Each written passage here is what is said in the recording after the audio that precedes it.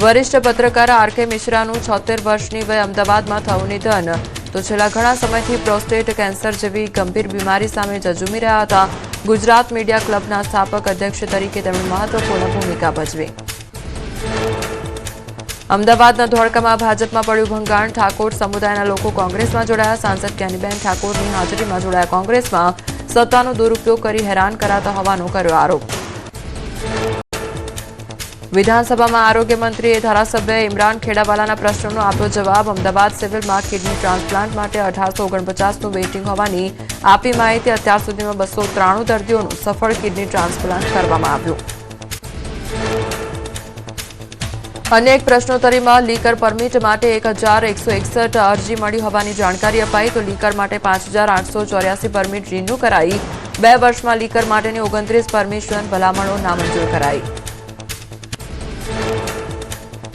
અમદાવાદની Vedanta international school આવી વિવાદમાં. સ્કૂલ મેનેજમેન્ટની મનમાની સામે વાલીઓએ કર્યો વિરોધ. એબીવીપીના કાર્યકરો સાથે વાલીઓ પહોંચ્યા સ્કૂલમાં. સ્કૂલના બિલ્ડિંગને સીબીએસઈમાં કન્વર્ટ કરવાના નિર્ણયનો કરાયો વિરોધ. એબીવીપીના કાર્યકરોએ પ્રિન્સિપાલને આપ્યું આવેદન. સુરેન્દ્રનગરના મંગલ ભુવનમાં ભાજપના નવનિયુક્ત જિલ્લા પ્રમુખ હાર્દિકભાઈ ટમાલિયાનો ભવ્ય અભિવાદન સમારોહ યોજાયો. કાર્યક્રમમાં જિલ્લાના રાજકીય માધાનતાઓ અને કાર્યકરોનો મહાસાગર ઉમટી પડ્યો. કાર્યક્રમમાં સ્થાનિક સાંસદ, ધારાસભ્યો, સંગઠનના હોદ્દેદારો અને વિવિધ સમાજના આગેવાનો મોટી સંખ્યામાં હાજર રહ્યા. વિધાનસભામાં હર ઘર સ્વદેશી અભિયાન અંતર્ગત વસ્તુ પ્રદર્શન સહ વેચાણ મેળાનો શુભારંભ કરાયો. વિધાનસભાના અધ્યક્ષ શંકર ચૌધરી દ્વારા કરાયું મેળાનું ઉદ્ઘાટન. વિધાનસભાના ઉપાધ્યક્ષ પૂર્ણેશ મોદી અને મહિલા અને બાળ વિકાસ મંત્રી ડોક્ટર મનીષા વકીલ ઉપસ્થિત રહ્યા. પાટણમાં રાષ્ટ્રીય સ્વયંસેવક સંઘના શતાબ્દી વર્ષ નિમિત્તે પંચ પરિવર્તન થીમ પર ભવ્ય હિન્દુ સંમેલનનું આયોજન. કાર્યક્રમ પહેલા શહેરમાં શોભાયાત્રા નીકળી.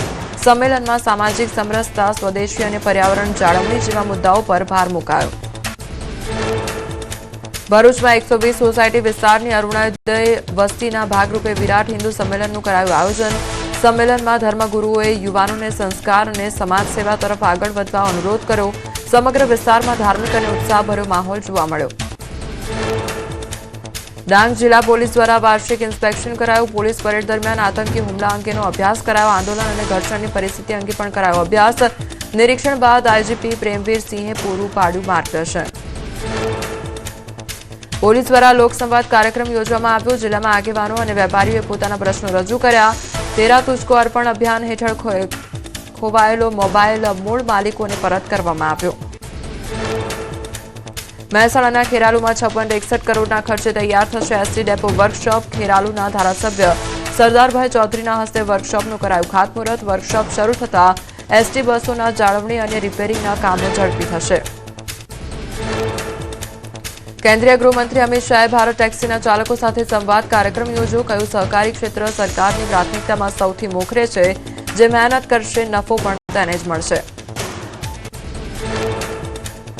ગાંધીનગરમાં મુખ્યમંત્રીના હસ્તે વિશ્વગુરુ શ્રીલા પ્રભુપાદ પુસ્તકનું વિમોચન કરવામાં આવ્યું. ઇસ્કોન સંસ્થાના સ્થાપક આચાર્ય શ્રીલા પ્રભુપાદજીના પ્રેરણાદાયી જીવન અને સંઘર્ષ પર આધારિત પુસ્તકનું ભવ્ય લોકાર્પણ કરાયું.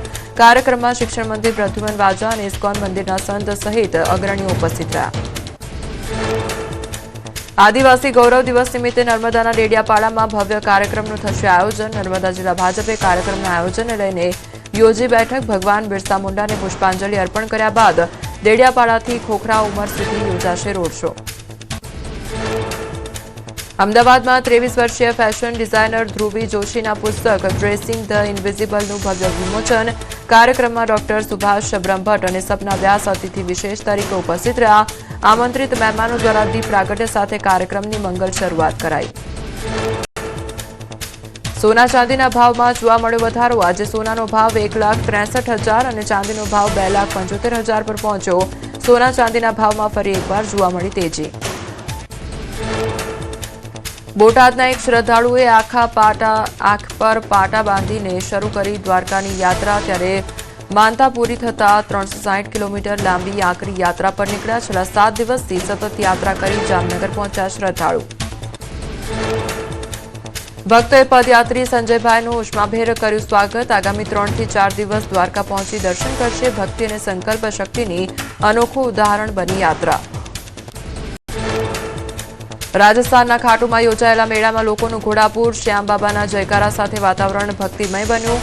શ્યામ દરબારનું આકર્ષણ શણગાર જોઈ લોકો થયા અભિભૂત. બાબાના દર્શનાર્થે લોકોની લાંબી કતારો જોવા મળી. નેશનલ ચંબલ સેન્ચ્યુરીમાં પ્રાણીઓની સંખ્યા વધી તો 435 કિલોમીટરના વિસ્તારમાં થયેલા સર્વેમાં મગર, ઇન્ડિયન સ્કીમર અને સંકટગ્રસ્ત ગેંગેટિકની સંખ્યામાં થયો વધારો. મધ્યપ્રદેશ, ઉત્તર પ્રદેશ અને રાજસ્થાન દ્વારા સંયુક્ત રીતે સર્વે કરાયો.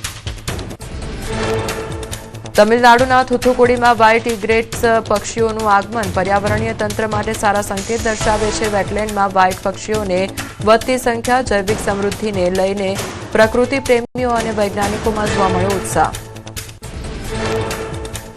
જમ્મુ કાશ્મીરના ડોડા જિલ્લામાં 6ઠી રાષ્ટ્રીય રાફ્ટિંગ ચેમ્પિયનશિપનું ઉદઘાટન જિલ્લા કલેક્ટર હરવિંદર સિંહના હસ્તે ચેમ્પિયનશિપનું થયું ઉદઘાટન. ચેમ્પિયનશિપથી પ્રવાસીઓને, ખેલપ્રેમીઓને મળશે પ્રેરણાદાયક અનુભવ.